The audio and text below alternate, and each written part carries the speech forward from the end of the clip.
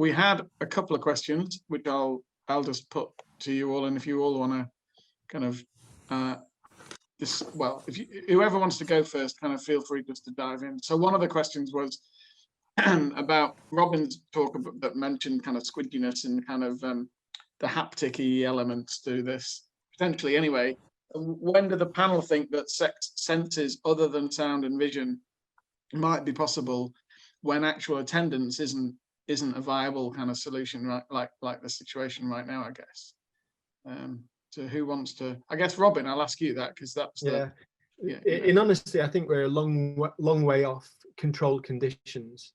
That's the sorry truth. But I think that there's an important role in terms of cultural institutions and festivals such as you take Manchester International Festival, for example, or what's happening in York, where there's at least there are platforms being created. In the UK, I'd say that the Phi Centre in Montreal is a kind of a gleaming example of risk-taking venues and an institution that is really leading the charge.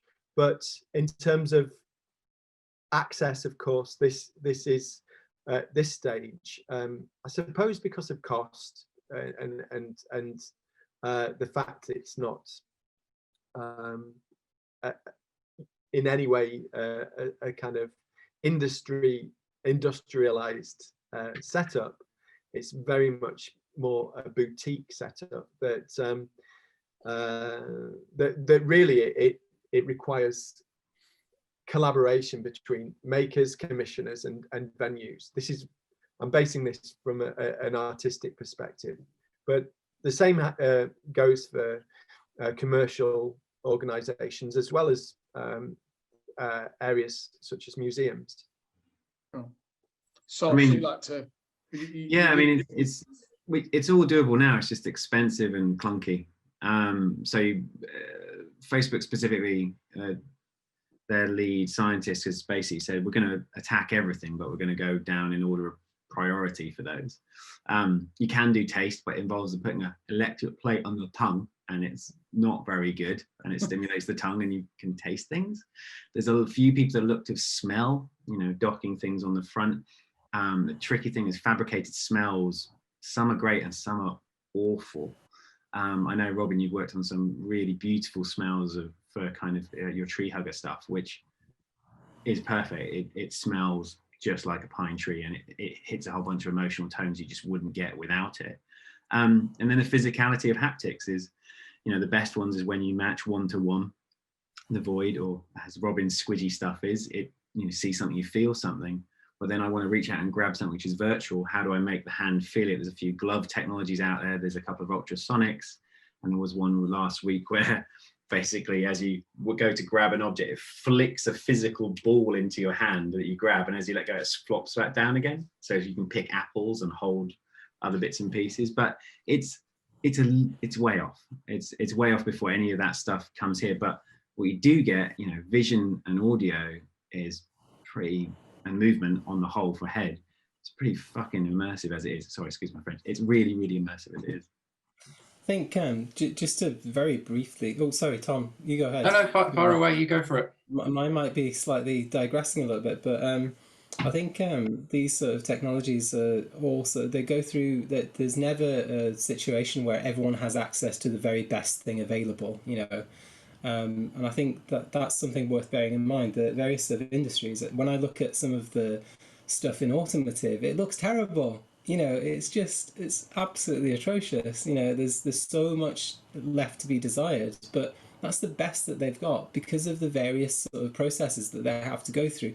I think you've got artists. I always sort of claim that artists are operating at the very edge of what technology can do, and they want to push it. Everything is just absolute limits. Let's just go for the max mode. Then you've got the big brands that have tremendous budgets, the Verizons of the world, who are like, yeah, we are going to push the limit of that technology as a demo or a pilot. Then you've got everything else that trickles below that. But in automotive, just a very, very brief sort of seeding that idea. I was listening to sort of a automotive sort of podcast, and again, bear in mind that I'm from outside of automotive, going from kind of experiential and sort of AR and apps into this sort of area. And what they were talking about was the experience of driving electric vehicles not having the same driving dynamics. You might have the torque, but the sound isn't the same, the feel isn't the same. And I was just thinking, there's so much that you could do with haptics on the steering wheel, and I'm sure it's been investigated, but where is it? And I think it comes back down to that point that the cost of getting from prototype to people's hands is so high and so great, and hopefully those loops have become much shorter. But I think it's absolutely right. I prefer going into areas that haven't been touched before, because you think, well, you could actually make a vast and significant improvement to a lot more lives if you were to focus on this area. And I always look at what people, the sort of fringes and the kind of nascent exploration. My Instagram feed is full of like Robin's contacts. We've got lots of mutuals. There's you're looking at that stuff and thinking, what can I take from that would actually be, even a smidge of it would be perceptibly different for people in other experiences. Got to look at why though. Why should anyone care? I mean, we're all time poor, and that's the only thing of real value. And if we're going to swap it for something else, when you get to enterprise solutions, it makes a lot of sense. Do this, be more efficient. But when you get past it, I was talking to a luxury car brand about, we can do this amazing configurator. You can sell your cars in new ways, and et cetera, et cetera, et cetera. And he says, oh no, we've sold all the cars already. We're only making 100 of them, and they're all sold. I was like, so how do you, why are you visualizing it? Oh, just to make them feel better about the thing they bought. Like, they didn't need it. But I was like, well, that's so far broken from user-centric design of like, make something truly valuable, makes someone happier, or make their lives better, when they're at the other end of it. And it kind of threw me off angle. So but Robin's stuff about trying to make the human more engaged and make them part of the story that you're bringing it together is really, really cool. But our technology that we all work together across is such a gamut of use cases that we're always breaking new ground, because you're pulling bits from different industries and put it in. Go back to the original question about smell. When you go and get your Bentley, not that I have a Bentley, serviced, they put a new car smell plugin into the air conditioning system, so it smells like the new car, which is a mix of leather and blah blah blah blah blah blah. But the use of smell as one of the senses as part of the driving experience that they create is so important that they put it back into it, because they know how powerful it is. Yeah, I mean, just like we have audio branding, you have smell branding as well. In fact, I was listening to a Radio Lab podcast, and basically there is no scented unfragrance thing. Every sort of unfragrance sort of shampoo or whatever that you have actually has lots of fragrances in it to mask the horrible smells of the chemicals in there. So everything smells and stinks. You just have to find various ways of controlling it. And I think that's why it's so abstract, it's difficult. Sorry, there's a couple more questions, and I want to make sure we've got time to just answer them. That was also one of the questions that's also been raised, was about how, and it might be one for you, Tom, because I know the Cultural Institute of Leeds the Immersive Centre, at Leeds are looking at these areas, but how creating a virtual space, a virtual image of yourself, help therapies around loneliness and various other behavioural challenges, and whether there's any kind of health research going on in that space, perhaps in Leeds, but other areas perhaps that you're aware of. See, what's happened here is I had a very confident contribution to the previous question, and now have absolutely no idea how to answer the question that you've directed to me. Sorry. So if I may, can I just make a very quick contribution to the previous question? Yeah, and then go for I'll invite others to address the next one.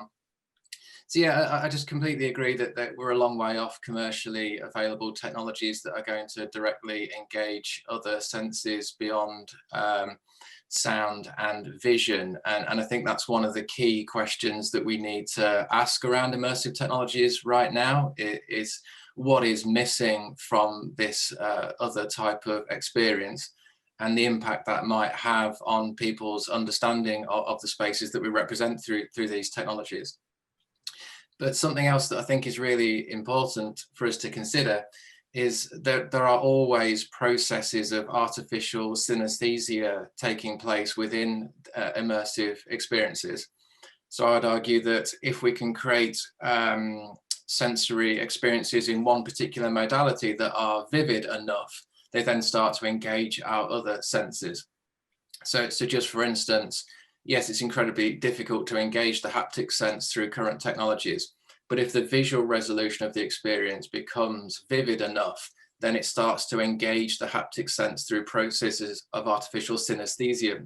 We can imagine what that object or that environment might feel like, as long as the visual resolution is sufficient enough. And all of these cross-modal interactions are happening through all of our senses and through all these different interactions with technology. So we don't necessarily need to worry too much about sometimes directly engaging some of what we might call the lower senses, because we are getting that sensory experience through artificial synesthesia. And then your other question, I'm sorry, that isn't one for me. I don't know if anybody else has a good answer. Maybe Sol, forgive me. I know you're across a huge amount of different activity in the space. If that's something you've come across from a healthcare perspective, it's not been one of the threads for this afternoon. I know it's something we're quite interested in, how it plays out. But for mental health specifically. Yeah. I mean, loneliness. I mean, at the moment, obviously, we've seen major issues during lockdown of loneliness, and a huge amount of people who just are not getting the physical connection that they would. And is there a way that the whole VR immersive environments can help addressing that? Absolutely. There is a massive industry growing around the use of immersive technology within healthcare, from PTSD and mental health. Oxford VR raised 13 million recently for their clinical approach for using VR for mental health, through to actual medical training, allowing surgeons to see inside people's brains while they're doing it, which just seems sensible, like a bunch of other good uses of tech. When it comes to VR for feeling, for breaking down some of those barriers that we want to be able to feel present, I absolutely agree. I think that the idea that a VR headset takes you away from people is just wrong. If you are doing something which is individual, then you're on your own. But if I'm doing it with Robin or this group here, I feel present. We communicate incredibly well through the way that we move. Case in point, the first time I tried, I think it was a DK2 back in the day. Maybe it was the first Rift. Anyway, went to Facebook, put the headset on. They showed me the toy box demo. Another head and hands appears the other side, and I knew it was my wife standing there with a headset on within about 3 seconds. Before she spoke or said anything, just the way she kind of moved around, I went, it just ticked me into like, I think I know. And then she spoke and anything else. So it was so much about how we understand what human form is and how we interact with somebody else. And it doesn't need huge amounts of photorealism. It doesn't need an avatar, which is like the facial movements and anything else. Voice and some very simple movement triggers makes me feel present, makes me feel like I'm engaging with somebody else. Now, they may not be in my house, but I do think that the idea that VR is a lonely thing and it doesn't bring people together is completely wrong.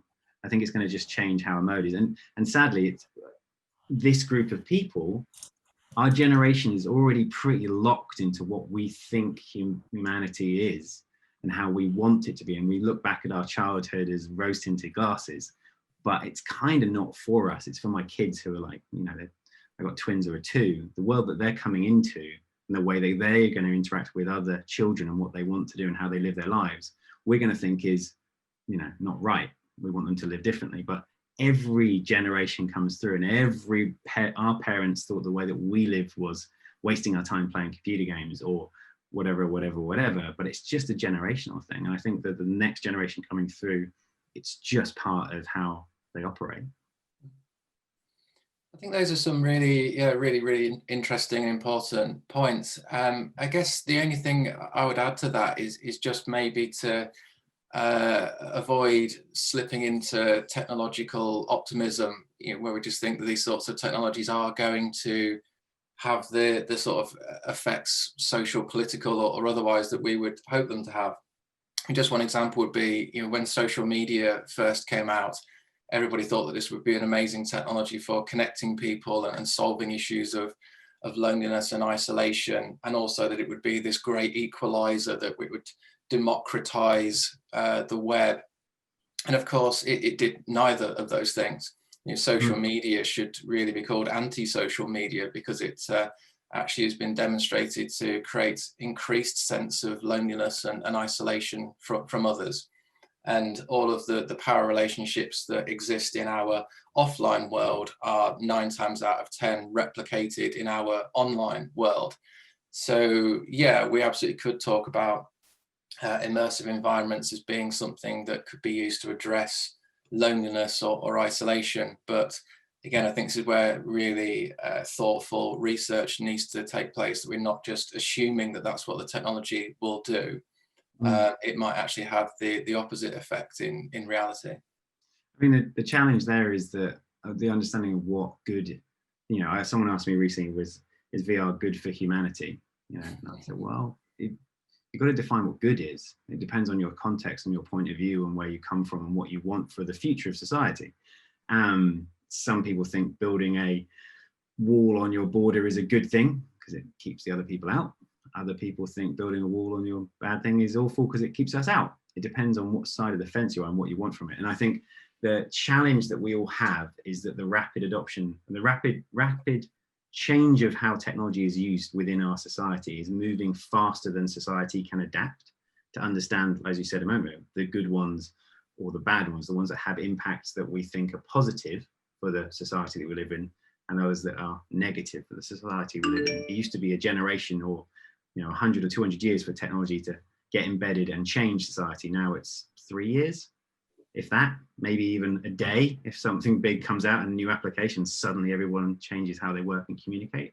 So I think there's we have to be careful with the technologies and understand how, and try and control and understand how they're going to come in and change things. But they are going to change things, and it's just going to be continuous. There's one more question that we haven't answered that's in here, and I'll leave it up to yourselves who wants to grab it. How do we stop a combination of rolled out facial recognition and mixed reality into a stalker's charter? So it might be to the point about, is VR immersive good or a bad thing? So I don't know. Sol, have a go at that. I've got so many bloody opinions, sorry. Iowa have just made it illegal to use facial recognition technology in public. It was part of the vote. So Iowa is the first state to have that rolled out as a thing you cannot do. The idea of a stalker's charter depends who has control and access to that data, and whether you care that that person has access to data and what they're going to use it for. We should have checks and balances on data and cybersecurity, and we should try and get to a place where we're comfortable with who has access to it and how they are using it. Facebook making us all log in to get access to our Oculus accounts, building an Oculus account and being able to track that is highly controversial. I don't think it's the right thing to do. But we all have become very blasé that everything we do online is tracked, dated, managed, banked. We just find it odd when someone says, oh, they're doing that in the real world. That camera over there knows you're here. So, well, they know I'm here anyway. They know everything about me anyway. There isn't any real difference. It's I think intent in that sort of space is very markedly different from intent when you click on a button. And as you were sort of saying, Sol, you could recognize the characteristics of your wife based on very simple interaction with, and I've had this sort of uncanny sort of response myself as well when I was actually testing curators with Simon and some of the colleagues there, and it was very clearly a case of you could very easily see someone's characteristics. It was very entertaining just from the fact that we just had hands in that sort of space, and those hands moving and the height of the hands that were in, you could kind of tell who the tallest person was in the room before you'd even heard them. And the spatial audio aspect is obviously very sort of important there as well, just to kind of refer to what Tom was saying. But I find it super worrying. Facebook is the one rolling out one of the most accessible of these environments. And, if you think about how we've approached tracking technologies like Google Analytics, and how, you know, they have multiple channels of tracking us through Google Fonts, through pixel trackers, through Gmail, through all of these things. We don't view them as being super evil, but we certainly don't view Zuckerberg as being the kind of benevolent sort of figure, or, you know, the one who's just completely one-sided in this whole sort of thing. So actually that's the thing that worries me, that these technologies are capturing volumetric data and intent in a way that nothing else has done before. You know, your gaze is being tracked, you know, the object that you're looking at, even like side-eyeing, is tracked. The space that you're physically inhabiting and encroaching upon, there's going to create, people were talking about, this is a horrible sort of topic, but people were talking about in this book and in others in virtual reality about sort of rape in text-based environments. And you're like, okay, well, have the sort of social scientists thought about how this is going to manifest itself in some of these virtual environments? If they can't keep track of what people are uploading, how the hell are they going to keep track of virtual interactions? And there's no transparency on that whatsoever. I've not seen any evidence of it yet. So yeah, really crazy stuff. Just yes, guys, that was interesting discussion. So I'm just going to make this the last question, if that's okay. Wow, we could do 45 minutes just on that subject. That's great. Time. Yeah, well, I think we'll do another seminar just around that. So just for the four of you then, so a question around hardware, price of entry, and about mass adoption and about the connections between those two things. So for the four of you here, I guess, so what is your view on what it's going to take for VR to, in the questioner's words, to really cut through and for mass adoption to take place? So if I go around, like Robin, you're top left for me, so I'll go Robin, Shay, Sol, and Tom, if that's it. I think it's multifaceted, and so there are developments in the, you know, we're conducting this conversation on Zoom, and who would have known that would have risen to the top? Effectively, the internet decided, the hive mind decides various platforms and lines, much like how YouTube was selected as the video player of choice way back when. I find it quite fascinating how that emergent aspect of the scene decides for us. But I'd say that there's other improvements, such as costs obviously being driven down by a megacorp like Facebook, helps access, but it's got ethical problems. In terms of the tools that author the material, allowing ideas to emerge, I think is also really important. Making it easier for people to create, as well as infrastructure such as 5G, which hopefully you're in an area that isn't burning down 5G masts. But really, I think that has significant implications because effectively it's offsetting lots of expensive hardware into the cloud, which of course democratizes things and lowers that barrier of entry. But I'm really quite interested in how it will emerge. But the various cues, as you know, the lid was lifted on some of the production values that at present are available on light stages, such as what you've seen in The Mandalorian. You need just look at the trajectory of how that can reach people's eyeballs, and how that virtual production stage one day can be at home, and it becomes a really quite fascinating area. That's why we're still involved in the scene. Really, it's the sense of presence and the extraordinary quality that we are about to experience is, you know, an order of magnitude higher beyond the current Quest and what that offers. And the Quest 2, of course, is compelling. So that's my two penneth on a kind of quick whistle stop. Cheers, Robin. Shay, Sol, and Tom. What would you like to add? My answer is going to be super short. I'm going to steal Steve Manthorpe's sort of answer there as well. The killer app is definitely going to play a role. People want stuff no matter what the cost. As soon as they see the most compelling sort of case, a lot of people who haven't sort of tried the Oculus simply think back to those crappy sort of little cardboard experiences with VR, and they just don't give it the time. Just like any other technologies, some people are just deliberately kind of, that's not for me, so I won't go into that. So that's one aspect, the psychological barrier of I'm going to put this door key sort of thing on my head. And the other one is it's quite a simple sort of business sort of metric, really. Subsidized subscription-based devices, like it's if you're in the business, I'm going to get an Oculus Quest 2 within a matter of days, and my Oculus Quest suddenly becomes a device that I could pass on to someone else, or I'd use it for testing. And I think the idea that the device is so cheap that you can see the purchase even as a subscription, just like if you think about Xboxes being opened up to other audiences because they've got a subscription model. I think that's probably going to be quite standard. A network would offer you a VR headset on top of your phone as well. Thanks, Shay. And guys, echo your points.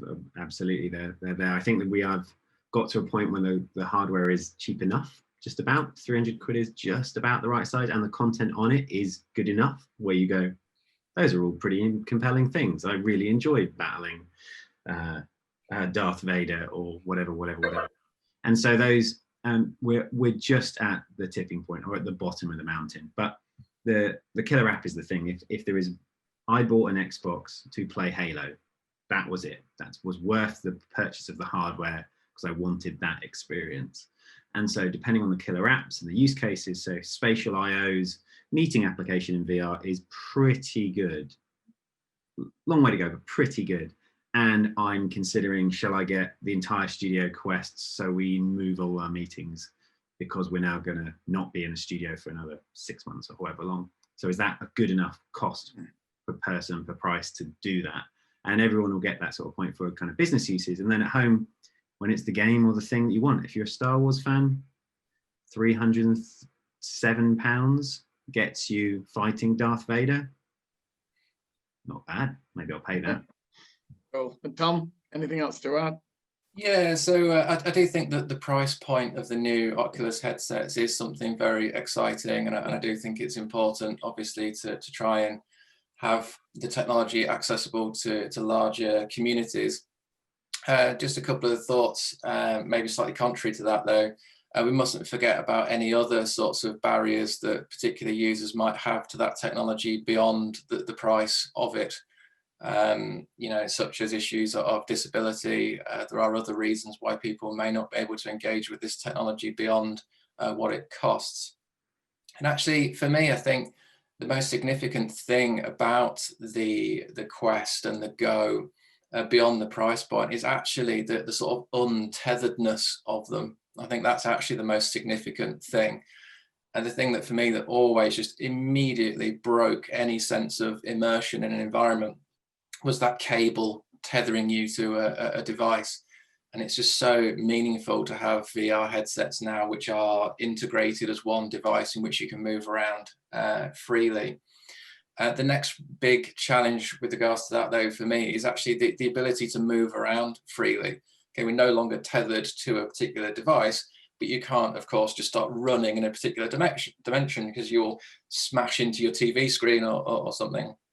So we actually have a 360-degree treadmill at Leeds, and the sense of freedom to have a headset on which is untethered, and then to be able to genuinely freely move in any particular direction is such a unbelievably freeing experience. And that to me is what's exciting about it. It's about, okay, it's great that more people have this technology in their hands, but it's the ability to move. You don't want to feel constricted in this space. You want the freedom to move around as you would do in other types of space. Could I add, because I completely agree with what you just said, Tom, but I want to add that the mass adoption of the internet was enabled by things like internet cafes. And, you know, I mean, none of us, I don't think anyway, are calling from internet cafes now. Whereas with immersive technology such as VR headsets and location-based experiences, well, there was a window of opportunity pre-COVID, but there's also now this added pressure and level of health and safety that has other implications. You know, the likelihood of wearing a VR headset that somebody else has just been in is a daunting prospect to some who are health conscious.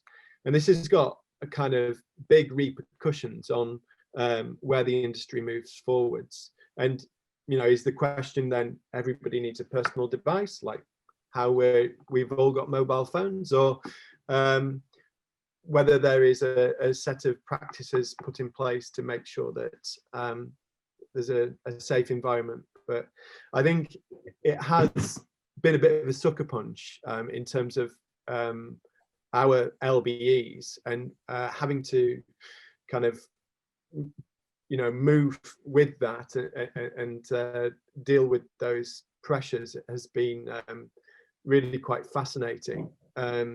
Yeah, just thought I'd mention it as one of the kind of live pressures of the industry. Yeah, really interesting. Thanks. Yeah. Cheers. Thank you very much, everybody, for contributing.